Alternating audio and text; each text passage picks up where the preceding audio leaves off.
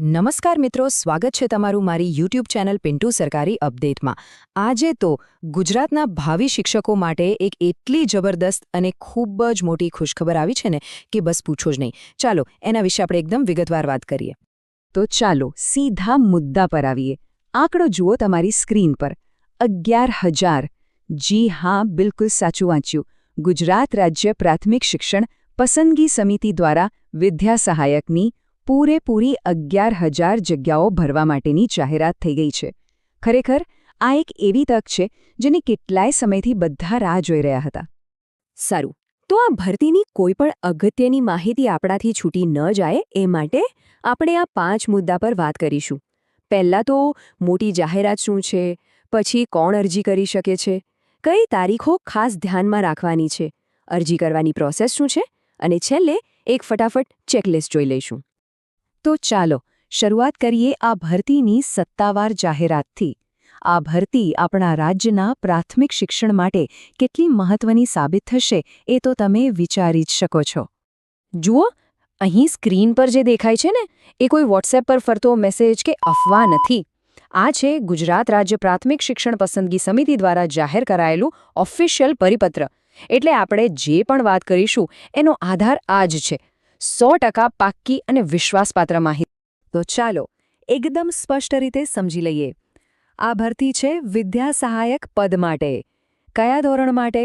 તો કે ધોરણ 1 થી 5 માટે। અને માધ્યમ કયું? તો કે ગુજરાતી માધ્યમ। અને આ આખી ભરતી પ્રક્રિયા કોણ કરી રહ્યો છે? ગુજરાત રાજ્ય પ્રાથમિક શિક્ષણ પસંદગી સમિતિ।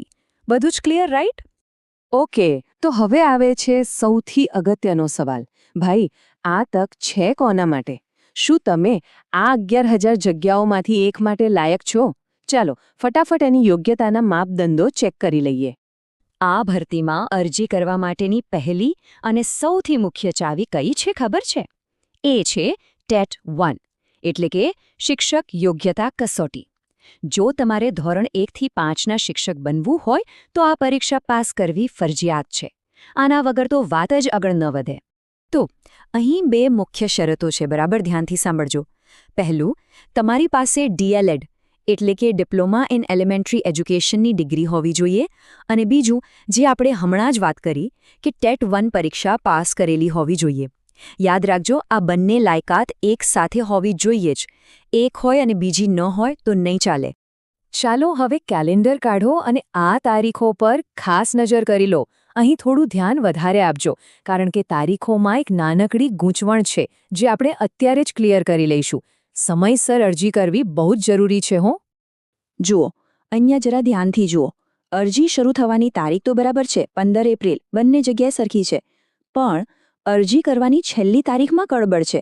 એક જગ્યાએ 28 એપ્રિલ લખ્યું છે તો બીજી જગ્યાએ 24 એપ્રિલ। તો હવે સવાલ એ થાય કે સાચું શું માનવું? તો જુઓ, આ ગૂંચવણનો એક જ અને સૌથી સાચો ઉકેલ છે। અમારી સ્પષ્ટ સલાહ છે કે બીજી કોઈ પણ જગ્યાની માહિતી પર ભરોસો કરવા કરતાં છેલ્લી તારીખની પાક્કી ખાતરી કરવા માટે ફક્ત અને ફક્ત સત્તાવાર વેબસાઇટ જ જોવી, એ જ ફાઇનલ ગણાશે। ચાલો હવે વાત કરીએ અરજી કરવાની પ્રોસેસની। ગભરાવાની બિલકુલ જરૂર નથી હો। આખી પ્રોસેસ ઓનલાઈન છે અને એકદમ સરળ છે। આપણે સ્ટેપ બાય સ્ટેપ સમજી લઈએ।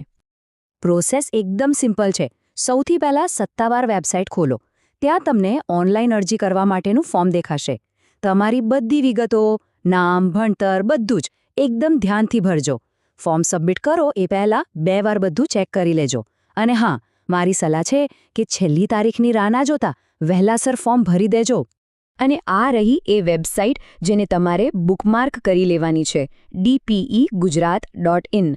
અરજીનું ફોર્મ હોય, ઓફિશિયલ જાહેરાત હોય કે પછી ભવિષ્યમાં આવનારા કોઈ પણ અપડેટ, બધું જ તમને અહીંયાથી જ મળશે।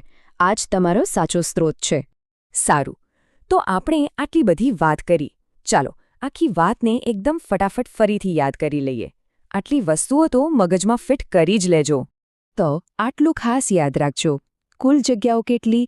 11,000। પદ કયું? વિદ્યા સહાયક, ધોરણ 1 થી 5 માટે। લાયકાત શું? DELED અને સાથે TET 1 પાસ। અરજી ક્યાં કરવાની? ફક્ત ને ફક્ત dpegujarat.in પર। અને સૌથી અગત્યની વાત, છેલ્લી તારીખ માટે ઓફિશિયલ વેબસાઇટ જોવાનું ભૂલતા નહીં. અને હા, જતા પહેલા એક સવાલ મનમાં મૂકીને જાઉં છું. જરા વિચારો, જ્યારે આ 11,000 નવા એકદમ ઊર્જાથી ભરેલા શિક્ષકો ગુજરાતની શાળાઓમાં જશે, ત્યારે આપણા બાળકોના ભવિષ્ય અને પ્રાથમિક શિક્ષણ પર એની કેટલી સકારાત્મક અસર પડશે? મને તો લાગે છે કે આ એક બહુ મોટું અને સારું પરિવર્તન લાવી શકે છે. મિત્રો, દરરોજની સરકારી અપડેટ સૌથી પહેલા મેળવવા અમારું ટેલિગ્રામ ગ્રુપ જોઈન કરો. લિંક ડિસ્ક્રિપ્શનમાં છે, હમણાં જ જોઈન કરી લો. તો મિત્રો, આ હતી સંપૂર્ણ માહિતી. જો તમને આ માહિતી ઉપયોગી લાગી હોય તો વિડીયો લાઇક કરો, મિત્રો સાથે શેર કરો અને ચેનલને સબસ્ક્રાઇબ કરવાનું ભૂલશો નહીં. મળીએ ફરી એક નવી સરકારી ભરતી સાથે. જય હિન્દ, જય ગુજરાત.